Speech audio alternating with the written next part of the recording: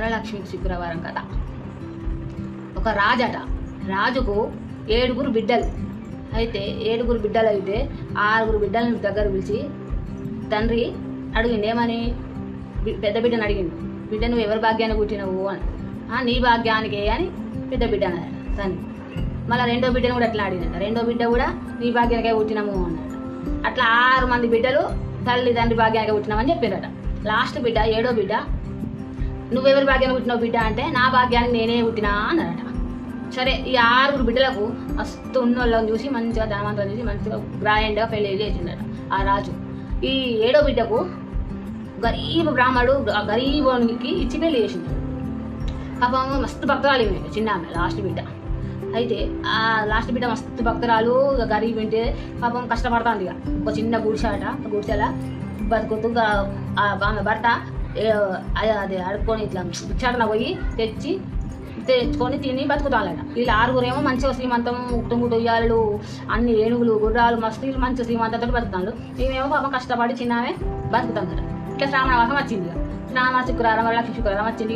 గరీబ్ రాలాయి పాపం. ఎవరు వస్తారు? ఉన్నవాళ్ళు ఇంటికంటే వాళ్ళ అక్కల నెలకు అందరూ వస్తారు. పసుపొట్టు కొమ్ముతాయి అందరికి.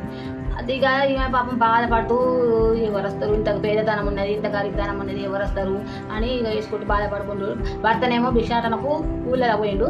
ఈమె బాధపడుకుంటూ కలిసి మంచిగా పొద్దున లేచింది, మంచిగా ఊడ్చింది, చల్లింది, ముగ్గులు పెట్టింది, ఆ గుడిసె ముందటిని చక్కగా స్నానం చేసింది, అన్ని వంట సామాన్లు అన్ని మంచిగా ఇక భర్త రావాలి, ఆ భిక్షాట తెచ్చి అప్పుడు వంట వేయాలి. 2 పిల్లలు పోయి ఇంత పాప చూస్తుందట. చూడంగా ఆ లక్ష్మీదేవి అమ్మవారు ఏం చేసింది, అందరి ఇల్లు సోరుగా చూసుకుంటా తను పొద్దున పూట 5 గంటలకు లేచి చూసుకుంటే ఇక ఈమె ఏం చేసింది, మా పేదరాలు భక్తులు ఇంటికి గరీబ్ వాళ్ళ ఇంటికి వాళ్ళు వస్తారు, ఏ తల్లి ఆ లక్ష్మీదేవికి ఎట్లా దయ ఉంటుంది, ఎట్లా వస్తుంది అని చెప్పి మేము బాధపడుకుంటూ కూర్చుండే. కానీ ఆ లక్ష్మీదేవి అన్నది, ఆమె చూపు అన్నది వీళ్ళ ఇంటి మీద పడి అనే ఆ ఒక పండు ముసలమ్మ అయ్యి చక్కగా ఒక చెరువు కట్టగలిగి ఒక చెట్టు ఉంటుంది, ఆ చెట్టు కింద కూర్చొని ఉన్నది ముసలమ్మ లక్ష్మీదేవి. అవి కూర్చొని ఈమె పాపం అన్ని తయారు చేసుకొని నీళ్ళ మీద పట్టుకొని చెరువు పోతాడు. నీళ్ళకు పోయి అమ్మ మంచిగా ఇంత పసుపు కుంకుమ పెట్టుకొని మంచిగా ఇంత బొట్టు పెట్టుకొని లక్ష్మీదేవి మంచిగా కూర్చొని ఉన్నది. అమ్మ ఇవాళ మా ఇంటికి భోజనానికి వస్తావా అమ్మ అంటే, నేను అంత బూసులు ఇట్లా మంచిగా లేదు, వికారంగా అట్లా అనిపించి వాత తీరు అట్లా అనిపించి ఆ లక్ష్మీదేవి అంత ఆమెకి ఏం అవమానాలు లేకుండా, అమ్మ మా తల్లి కంటే ఎక్కువ నేను మంచిగా తీసుకుపోయి స్నానం చేపించి మంచిగా మా ఇంటికి భోజనం చేయమ్మా, ముద్దయ్య దగ్గర అమ్మ అంటే సరే అంట. సరేనే ఆయన ఆ ముసలమ్మను చక్కగా ఇంటికి తీసుకొచ్చింది. మంచిగా ఇంటికి తీసుకొచ్చి స్నానం చేయించి మంచిగా చిన్న మంచం ఉంటుంది అక్కడ కూర్చోబెట్టి, అమ్మ నేను ఈ నీళ్ళు బిందె తీసుకొని వస్తా, మంచిగా ఇక్కడ కూర్చోంటుంది అంత కూర్చోబెట్టి ఈమె పోయి నీళ్ళ బిందె ఇచ్చి అయితే అంతట్లా ఆమె భర్త వస్తాడు అడుక్కొని, ఏమైనా ఇంత గటుక బియ్యము పప్పు ఏదో అంత దోసిన కాడికి అడుక్కొని వచ్చి వస్తుంది, పెడతాడు. అమ్మ గౌరమ్మ పెట్టుకుంటుంది, అన్ని పూజ చేసుకొని ఇంత పప్పు అన్నం కూర అంత మంచిగా చేస్తుంది, ఇంత గటుక రుద్దుతుంది, పక్కకు పెడుతుంది, ఇంత తోటకూర ఉంటుంది అది పక్కకు పెడుతుంది. పొయ్యనుక పొయ్యి పెట్టి ఇక ఈ ముత్తైదకు ఈ ముసలమ్మ పెట్టి మా భర్తకు పెట్టి 2 పిల్లలకు పెట్టి తింటారు. తిన్న తర్వాత ఫస్ట్ పూజ చేస్తుంది. చేసి ఆ గౌరమ్మ, అమ్మ నువ్వు ఈ గౌరమ్మ మీరు అక్షంతలు వేసుకుంటావమ్మా అంటే, నువ్వు వేసుకో బిడ్డ, నువ్వు వేసుకుంటే నేను వేసుకున్నట్టే అంటే అంత అక్షంతలు వేస్తుంది. అంత భర్తకు ఈ పెద్ద మనిషి ముసలమ్మకు పిల్లలకు వడ్డిస్తుంది, పెడుతుంది. అది తింటారు సగం. తిన్నాక ఆ పొయ్యక గట్టుకుంటుంది, తొటకూరగా పడుతుంది. గదేంటి బిడ్డ అంటే, ఏ అర్థం అది కొన్ని గట్టుకోవు, రేపటికి పిల్లలకు ఇంత బియ్యం ఉంటే ఈ గట్క ఇప్పుడు నేను తింటా, పిల్లలకు రేపు బియ్యం అన్నం పెట్టచ్చు అని అంటది. అన్న తర్వాత ఏం కాదు బిడ్డ నాకు కొంచెం పెట్టు అంటది. అర్థం మాట లేదు బిడ్డ నువ్వు పెట్టు అంటది. ఆయన ఇంత గట్టుకు అవుతుంది, తోటకూర వేస్తుంది, ఆయన తింటుంది. తిన్నాక ఇస్తారా బిడ్డ నువ్వు నేను ఎంగిలి ఇస్తాలే తిను అంటది. సరే అమ్మ తింటా అంటది. అంటే వాళ్ళందరూ తిని లేచినాక ఆ ఎంగిలి ఇస్తారనే ఈమె కూడా ఒక పొద్దు ఇస్తుంది. ఇడిచి ఇక బిడ్డ నేను పోతా బిడ్డ, మరి పొద్దు పోతుంది ఎట్లా బిడ్డ అంటే, అమ్మ నేను ఈ ఇల్లు నుంచి నా కష్టం సుఖం నీకు చెప్పుకుంటా, నువ్వు ఇక్కడనే వండుకోమ్మా ఈ రాత్రి అంటే, మరి ఎట్లా బిడ్డ నాకు పెద్ద మనిషిని నాకు కడుపుని వస్తుంది ఎట్లా అంటే, లేదమ్మా నా అమ్మ కంటే ఎక్కువ నువ్వు ఇక్కడనే వండుకో, నా పిల్లలకు చేసుకుంటలేనా నీకు కూడా చేస్తాను, నువ్వు ఇక్కడనే వండుకో అంటే, సరే బిడ్డ అంటే అంత అనుకున్నట్టు చేస్తాను. తెల్లారంగానే సాగదొలాలి. సాగదొలితే ఇట్లా ముత్తైదకాయ 2 జాకెట్ ముక్కలు ఆకు పండు పలము పెట్టి చేతిలో పెట్టి దండం పెట్టాలి. ఆయన ఎప్పుడూ తెచ్చినాయి అది జాకెట్ ముక్కలు ఉండే తెల్లారుతుంది 5 లోపే ఆయన పోతా అంటే అది చెప్తుంది. ఆయన పోతా ఉంటుంది. ఆ ముసలమ్మకు బొట్టు పెట్టి ఆ జాకెట్ ముక్కలు చేతిలో పెట్టి దండం పెట్టి, బిడ్డ నీకు ఏ కష్టం సుఖం వచ్చిందో ఈ అక్షంతలు అన్నిటి మీద వేసి దండం పెట్టుకో, నీకు అన్ని శుభం జరుగుతుంది బిడ్డ అని చెప్తాను. సరే అమ్మ అంటే ఆయన ఇగో ఈడ ఒక చెట్టు ఉంటుంది, ఇది గుర్తుంచుకో అంటది. నీకు ఏం కావాలమ్మా అంటది. నాకు అన్ని మంచిగా ఉండాలి తల్లి అని అంటది.